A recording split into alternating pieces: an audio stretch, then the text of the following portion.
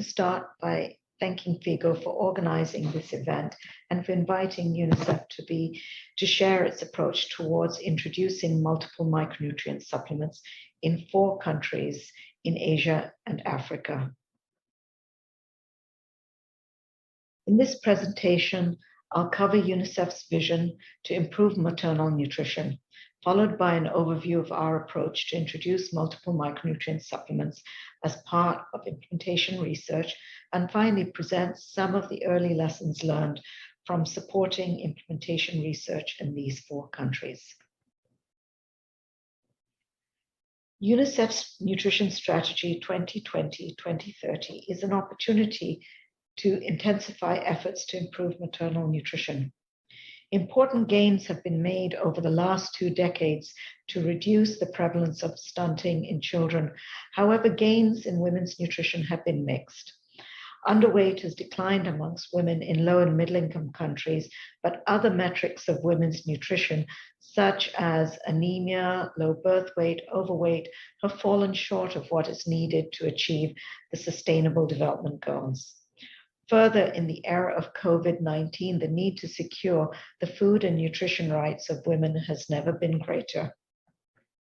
The nutrition strategy emphasizes the need to improve the diets, access to services, and caring practices so that all women realize their rights to adequate nutrition. The strategy emphasizes the potential of different systems, that is, the harnessing of different systems, such as the food, health, and social protection systems to deliver nutrition results for women. UNICEF and the Bill and Melinda Gates Foundation have entered a partnership to introduce multiple micronutrients as part of implementation research in 4 countries in Asia and Africa. This partnership aims to establish proof of concept for successful MMS introduction in Bangladesh, Burkina Faso, Madagascar, and Tanzania. And in these 4 countries, MMS is being delivered as part of antenatal care, along with nutrition counseling and weight gain monitoring. The introduction of MMS in these countries provides an opportunity to improve the quality of pregnancy care for all women, similar to what is enjoyed by women in industrialized countries, where MMS is the standard of care. So what is implementation research and why does it matter? Implementation research is a form of practical research which aims to get what works to the people who need it the most with greater speed, fidelity, efficiency, quality, and finally relevant coverage.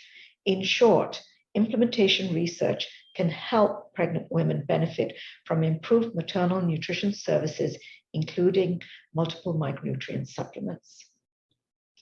Its relevance in this context is that all 4 countries face systems-related challenges in achieving high coverage of antenatal care and iron and folic acid supplements. The chart on the right shows that there are huge missed opportunities in ensuring that all women receive pregnancy care.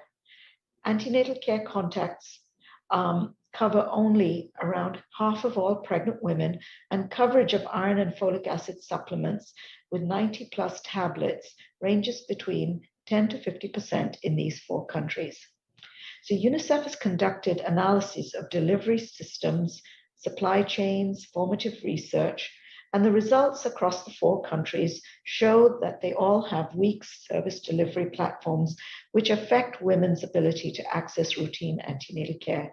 And this is reflected in the way that antenatal care services are organized, distance and financial barriers such as transportation and the cost of supplements, all of which prevent women from accessing services.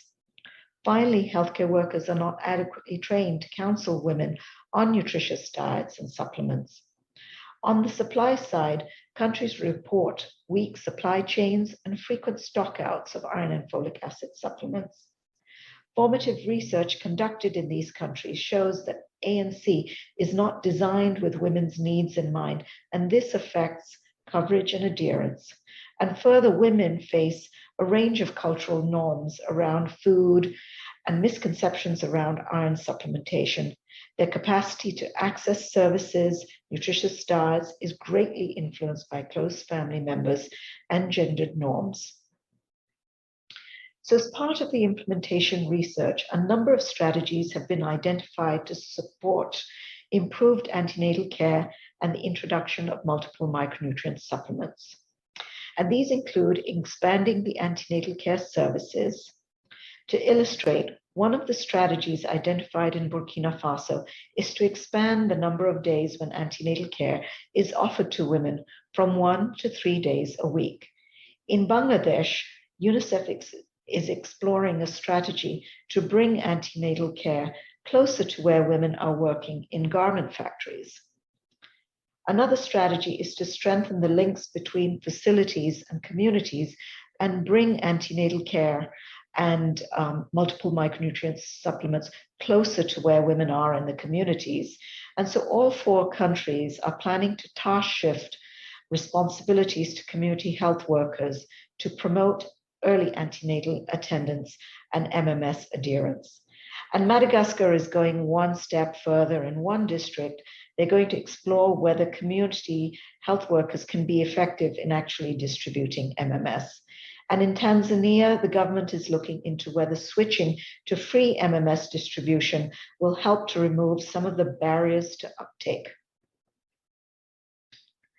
Implementation research also offers the opportunity for innovation. And in this case, UNICEF is supporting innovation with product design. Based on the formative research findings, UNICEF has taken women's feedback on their preferences and worked with MMS suppliers to improve the packaging, and will explore how this results in improved uptake of MMS. And here on the right of the slide, you can see an image of the improved package. So valuable lessons are emerging from these countries. What have we learned so far?